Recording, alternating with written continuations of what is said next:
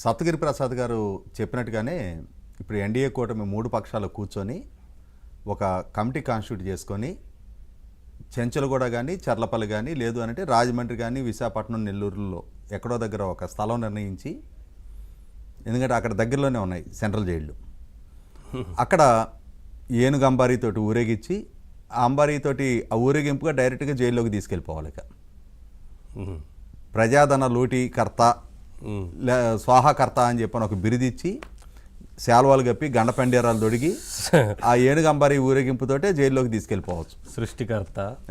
ఎందుకనంటే కనీస మాత్రపు సంకోచం లేకుండా నేను ఏం మాట్లాడినా నమ్ముతారులే అని చెప్పని అభిప్రాయంతో అతను ఇప్పటికీ కొనసాగుతూ ఉన్నాడు.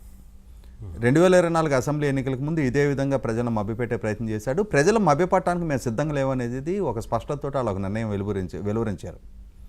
వెలువరించినా కూడా ఆయన ఏం చెప్తాడు, ₹2.49 నేను చేసుకున్న ఒప్పందం ఒక హిస్టారికల్ ఒప్పందం, అది దేశంలోకెల్లా చీపెస్ట్ రేటుకి నేను కొన్నాను అని చెప్తున్నాడు. ఇందాక మన ఇంట్రోలో చెప్పినట్టుగానే 2021 మే నెలలో ₹2.12 ఆఫర్ చేశారు. 2022 జనవరి నెలలో ₹2.17 ఆఫర్ చేశారు. 2021 డిసెంబర్లో ₹2.49 ఎందుకు కొన్నావు?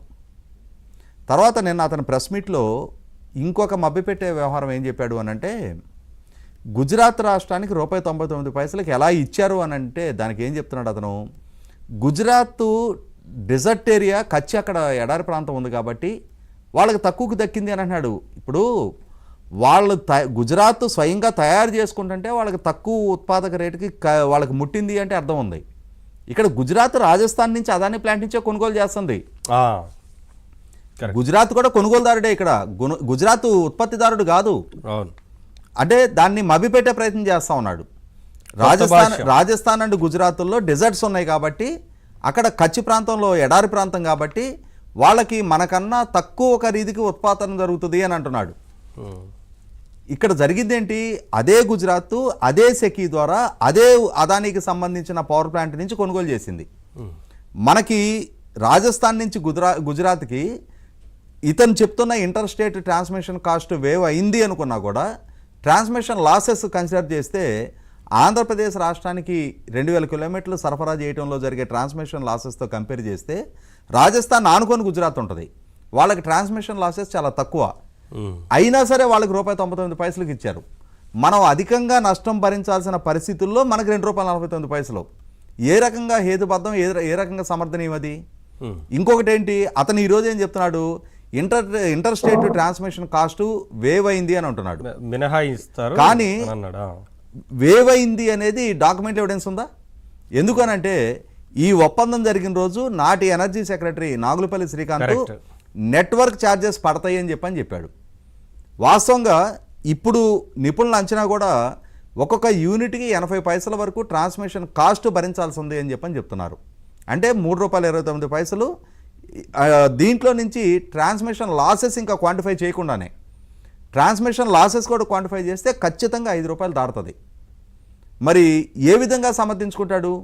ఏ విధంగా చంద్రబాబు నాయుడు గారు ఆంధ్రప్రదేశ్ రాష్ట్రంలో తయారవుతున్న, ఆంధ్రప్రదేశ్ రాష్ట్రంలో ఉత్పత్తి అవుతున్న సంస్థల నుంచి, అది ఆనాటికి ఉన్న రేట్లు అవి, ఆనాటికి కాంపిటేటివ్ మార్కెట్లో ఉన్న రేట్ల ప్రకారం ఖరారైన పవర్ పర్చేసింగ్ అగ్రిమెంట్ని 2019కి ముందు జరిగిన ఒప్పందాలను తీసుకొచ్చి 2021 నాటి ఒప్పందాలతో పోల్చి చూస్తూ ఉన్నాడు.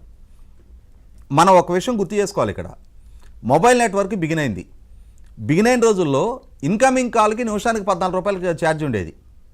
కానీ కాలక్రమంగా మొబైల్ కనెక్టివిటీ పెరిగి మొబైల్ నెట్వర్క్స్ విస్తృతమైన తర్వాత ఇవాళ నిమిషానికి పైసా, అంటే సెకండ్కి పైసా, అర పైసా రేంజ్కి ఇవాళ మొబైల్ ఛార్జెస్ వచ్చినాయి. అంటే ఇవాళ సోలార్ ఎనర్జీ మనకి ఇండియాలో ఆ టెక్నాలజీ అందుబాటులోకి వచ్చిన రోజుల్లో యూనిట్కి ₹12.5 ఛార్జ్ ఉండేది. కానీ సోలార్ ప్లాంట్ ప్యానల్స్ ఉత్పత్తి ఇండియాలో మొదలైన తర్వాత మనం చైనా నుంచి ఇంపోర్ట్ చేసుకున్న రోజుల్లో ఖరీదు పడేది అవి.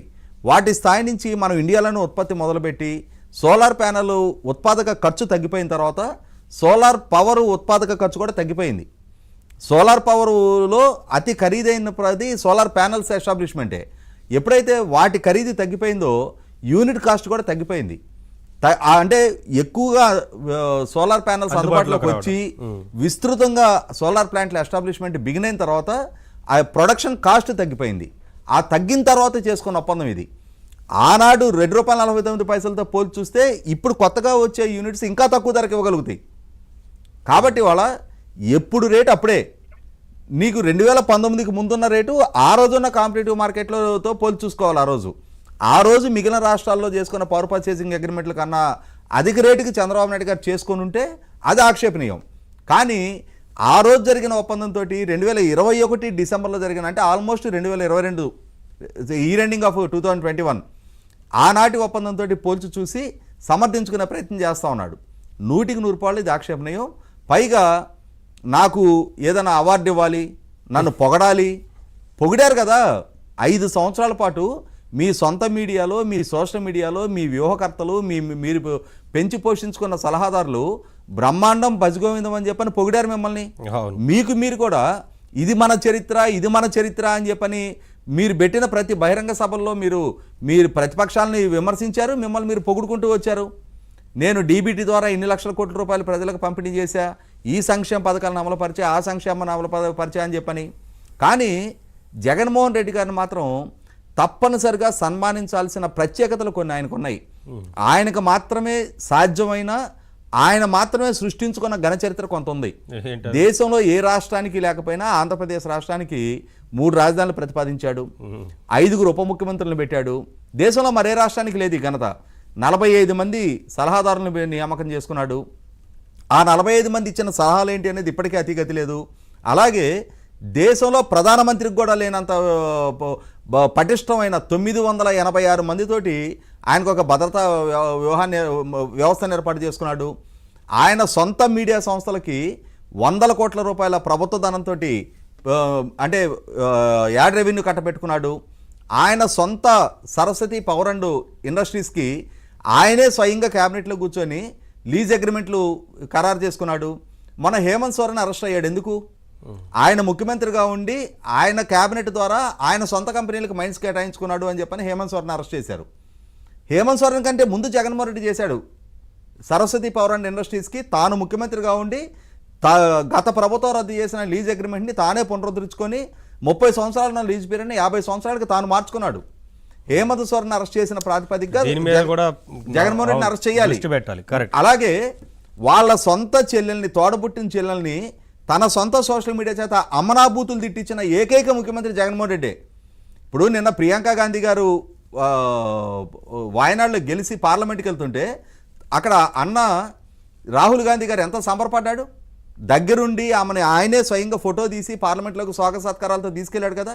కానీ ఓ పక్క జగన్మోహన్ రెడ్డి గారు ఏం చేశాడు తన చెల్లెల విషయంలో? మరి రాహుల్ గాంధీ గారికి చేతగాని ఘనత ఈయన సాధించాడు కదా.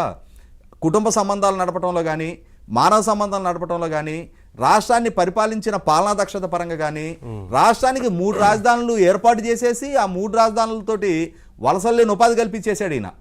13 జిల్లాలని 13 హైదరాబాద్లుగా అభివృద్ధి చేసేశాడు. అన్నిటికన్నా ముఖ్యంగా 5 సంవత్సరాల కాలంలో not even a single DSC, not even a single DA to the government employees. పెద్ద సన్మానమే చేయాలి ఆయనకి. 5 సంవత్సరాల కాలంలో ఒక్క డిఏ ఇవ్వాల ప్రభుత్వోద్యోగులకి. మరి అన్ని వర్గాల ప్రజలు, మన సప్తగిరి ప్రసాద్ గారు, దుర్గారావు గారు మిత్రపక్షాలు కాబట్టి, కూటమి ప్రభుత్వంలో భాగస్వాములు కాబట్టి ఒక వేదికను ఖరారు చేస్తే ఆయా వర్గాల వాళ్ళందరూ వచ్చి సన్మానంలో పాల్గొంటారు ఖచ్చితంగా. దుర్గారావు గారు ఏం చెప్తారు అంటే, చెప్పిన అబద్ధాలే పాపం మళ్ళీ మళ్ళీ చెప్తున్నా, అంటే ప్రజలకి విసుగొచ్చినా ఆయనకు మాత్రం రావట్లేదు. అందరికీ అన్నీ తెలిసినా మళ్ళీ అదే విషయాన్ని చెప్పడానికి మీడియా ముందుకు వస్తున్నారు. కానీ ఆయన చెప్పాలనుకుంది చెప్పి వెళ్ళిపోతున్నారు. ఎక్కడా పెద్దగా ఫేస్ చేయలేకపోతున్నారు మీడియా ప్రశ్నలను కూడా. ప్యానెల్లో ఉన్న పెద్దలకి, ఏబిఎన్ ప్రేక్షకులకి నమస్కారాలండి. మీరు అన్నదానికి ముందు సిగ్గులేని ముఖానికి నవ్వే సింగారం అన్నట్టు ఆయనకి ఎన్ని చేసినా సిగ్గు లేదు ఆయనకి, జగన్మోహన్ రెడ్డి గారికి. సన్మానం అంటే ఆల్రెడీ 2000